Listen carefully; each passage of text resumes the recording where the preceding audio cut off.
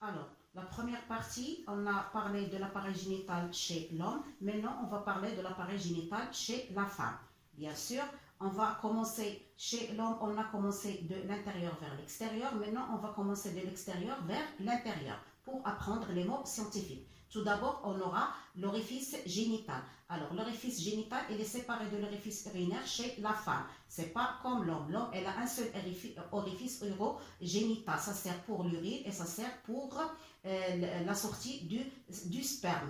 Alors, بالنسبة للمرأة فإننا سنبدأ من الخارج نحو الداخل، وبالتالي فإننا سنتمكن من بداية الفتحة التناسلية، لأن المرأة لديها الفتحة التناسلية لوحدها والفتحة البولية لوحدها، ليس مثل الرجل الذي يحتوي على فتحة واحدة تصلح له لإخراج البول لإخراج المني. Puis après, l'orifice génital, il y aura le vagin, المهبل, le col de l'utérus, عنق الرحم, l'utérus, puis après l'oviduct ou trompe de Fallope, قناة المبيض, puis après il y a le pavillon, الصيوان, et finalement il y a l'ovaire, المبيض.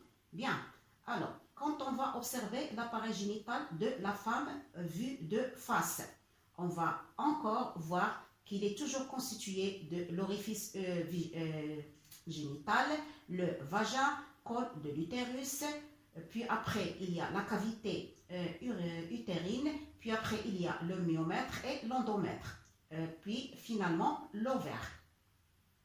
Bien, alors المبيض الصيوان قناة المبيض العضلة l'endomètre العضلة الخارجية الميومتر العضلة الداخلية الجوف الرحم عنق الرحم المهبل وأخيرا الفتحة التناسلية. Bien. Maintenant, ce qu'on doit savoir, quand on a parlé chez l'homme des glandes annexes, les vésicules séminales et de la prostate et des glandes coppaires, la même chose chez la femme, il y a les glandes annexes sexuelles. Alors, première glande annexe qui se trouve chez elle, c'est qui se trouve au niveau du col de l'utérus, appelée les glandes du col de l'utérus. C'est un nom qui est très simple. À quoi il sert ces glandes-là? Il sécrète une muqueuse qui est épaisse lors de l'ovulation. Pourquoi? Pour empêcher l'entrée des spermatozoïdes, en même temps pour purifier le vagin des bactéries et des microbes et pour empêcher tout ce qui va être comme pathogène pour l'utérus. Et pendant l'ovulation, la muqueuse devient fine pour laisser passer les spermatozoïdes. Deuxième genre de glande, il se trouve au niveau, parce que la femme, elle a deux genres de lèvres, elle a des grandes lèvres et des petites lèvres. Ces glandes-là, ils sont comme des petits pois, ils se trouvent au niveau des grandes lèvres pour donner une substance qui va lubrifier et pour faciliter l'entrée du pénis. Je répète. بالنسبة للمرأة عندها الغدد التناسلية الملحقة مثل الرجل. هذه الغدد التناسلية الملحقة توجد على مستوى غدد عنق الرحم وتسمى بغدد عنق الرحم.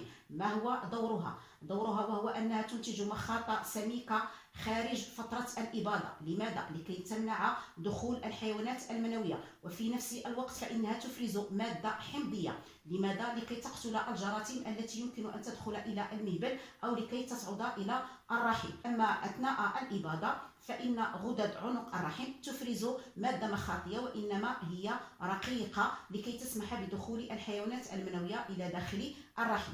الثاني نوع من الغدد التناسلية الملحقة وهي غدد بارتولا. غدد بارتولا هذه توجد على مستوى الشفتان الكبيرتان. لماذا؟ لأن المرأة لديها نوعان من الشفتان، شفتان صغيرتان وشفتان كبيرتان. ما هو دور هذه الغدد بارتولا؟ وهي أنها تفرز سائلا يسهل ولوج القضيب داخل المهبل. وهنا أبين لكم الأسماء باللغة الفرنسية وباللغة العربية، سواء بالنسبة للدوكيومون 6 ou bien le document 7, soit pour le document 6, soit pour le document 7. Puis après, quand on a parlé de testicules chez l'homme, on a dit que l'homme, ses testicules, surtout les cellules interstitielles, elles produisent l'hormone qu'on a appelée la testostérone. La testostérone, elle a un rôle pour la maturation des organes sexuels et en même temps le développement des caractères sexuels secondaires. Et bien la même chose chez la femme. La femme, l'ovaire, elle aussi, elle produise deux genres d'hormones, l'oestrogène et le progestérone. Il sert aussi pour la maturation des organes sexuels et pour le développement des caractères sexuels secondaires. Je répète. بالنسبة للرجل تكلمنا على أن الخصيتان وبداخلهما توجد الخلايا البيفرجية التي تساعد على إفراز الأستروجينات لا تستوستيرون. Alors, la testostérone هي التي تساعد على نمو الجهاز التناسلي عند الذكر ابتداء من سن البلوغ، وكذلك تطور الصفات الجنسية الثانوية عند الرجل. بالنسبة للمرأة نفس الشيء.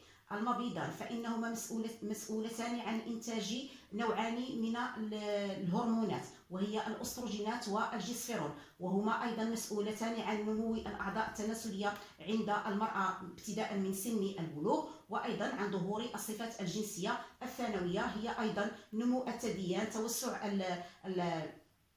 الحوض وما إلى ذلك من الصفات الثانوية. وأخيرا هنا أبين لكم على أن البويضة عند المرأة تتكون من النواة من غشاء سيتوبلازمي ومن سيتوبلازم ويحميها غشاء شفاف.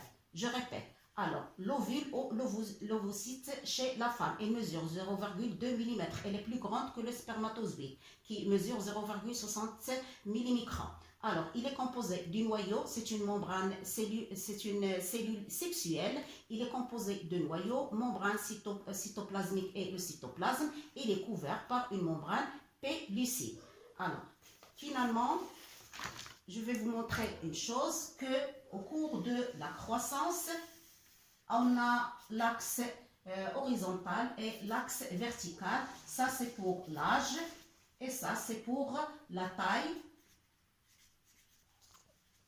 Pour la taille et le poids. Donc, ce qu'on doit savoir, que c'est tout à fait au début, on voit que les filles ont une taille et un poids, elle est assez plus grande que les enfants. Ici, je vais marquer à partir presque de 13-14 ans. Alors, les courbes, ils sont à peu près comme ça.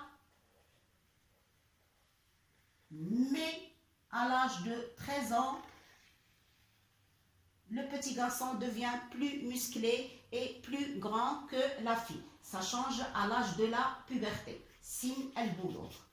Voilà ce qu'on doit savoir sur l'appareil génital chez la femme.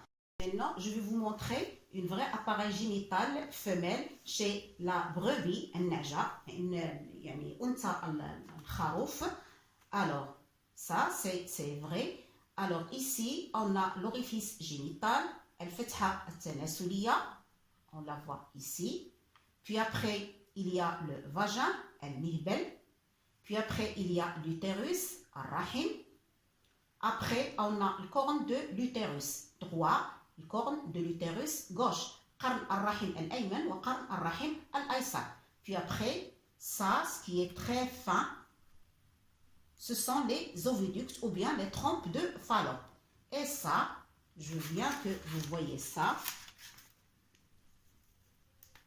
Voilà, ça ce sont les ovaires. Il y a l'ovaire droit et l'ovaire gauche, comme chez la femme.